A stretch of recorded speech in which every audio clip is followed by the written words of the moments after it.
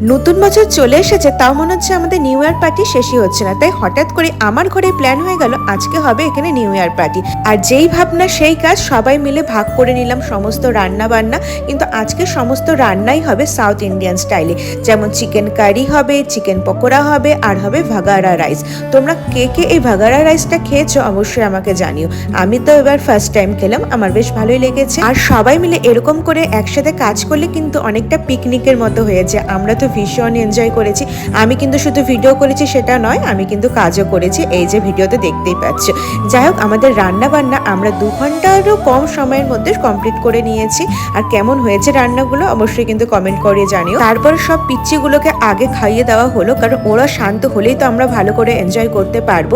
আমার ডান্স নিয়ে কেউ কোনো কমেন্ট করো না, আমি একদমই ডান্স করতে পারি না, বাট আমরা ভীষণ এনজয় করেছি। কোথাও গিয়ে এরকম ফ্রেন্ড সার্কেল পেয়ে গেলে সত্যি দিন যে কীভাবে পার হয়ে